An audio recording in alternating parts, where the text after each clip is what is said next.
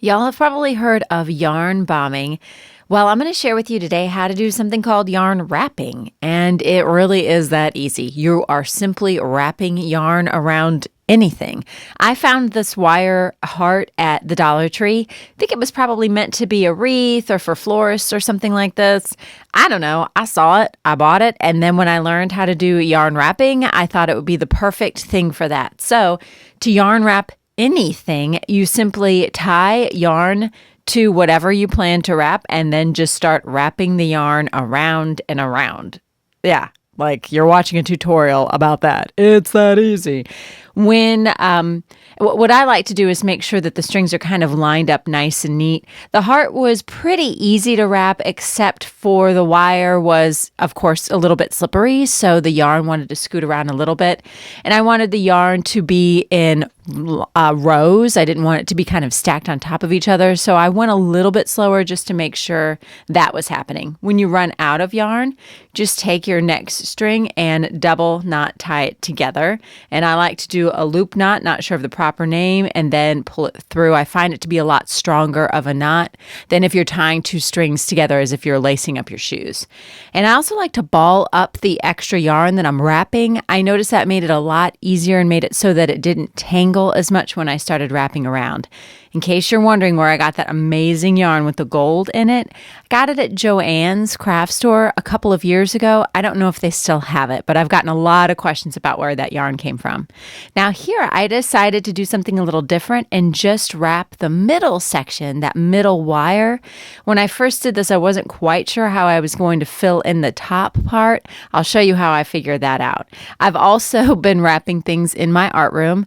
I just glancing around noticed I had a broom that was not very cute, so I decided to yarn bomb or yarn wrap the handle of the broom, and now it's adorable. So, of course, I think this will be fun for kids to do because it's very easy. If you're like me and you have a mountain of yarn where it's not enough to actually make something with, like a sweater, like I'm going to do that, or knit a scarf, but it's enough yarn to actually bomb something, then it's perfect for that. And here's a time lapse. This is time consuming, but it's not hard. It's not something that requires a ton of focus. So you can sit and do this, watch a little telly, and just wrap it like crazy. And I just pulled together a bunch of bundles of yarn that I thought the colors were kind of cute together, although a little crazy.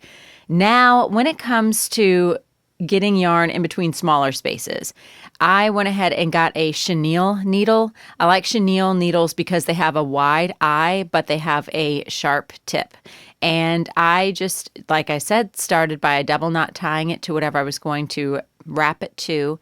And then I used my needle to kind of wiggle the yarn in between the strands of the other yarn, because that part wasn't easy. I wasn't going to be able to do that with my fingers. So that's why I thought using the needle would come in a little handy. So if you're going to be yarn wrapping something and you want to add a design or do a little stitching, maybe a heart or something like that, and you have a smaller space, chenille needles are the way to go. You could use a tapestry needle. However, they don't have that sharp tip on them. Anything, though, with a wide eye is probably going to do the trick.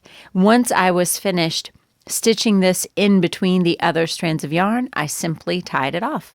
Now, with anything you yarn bomb or yarn wrap, there's going to be some tricky spots, meaning it might be like a really weird corner or something that's kind of curved and it's a little tricky to get in and out and around.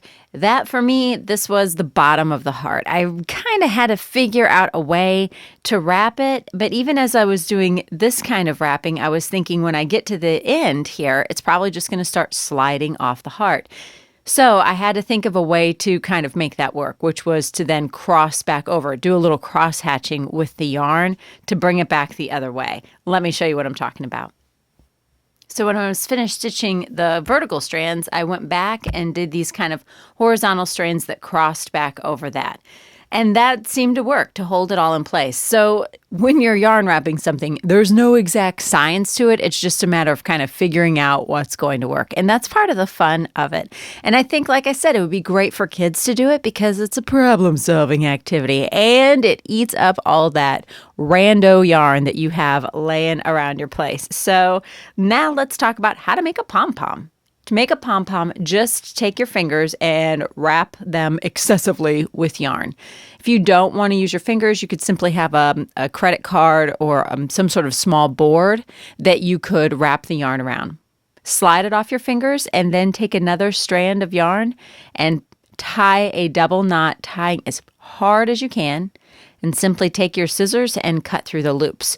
When you're wrapping the yarn around your fingers, the more yarn you wrap, the better, because that'll give you a fuller looking pom-pom. And then what I like to do is give the pom-pom a haircut, just kind of trim it back. The smaller the pom-pom is, the more fuzzy it will be. So make sure the key is really wrap a ton of yarn and then give it a haircut. And don't forget to fluff it out a little bit to make sure that it's nice and puffy. And I made a couple of these to go along with my heart. Thanks for letting me share, guys. I think you will love yarn bombing and pom-pom making.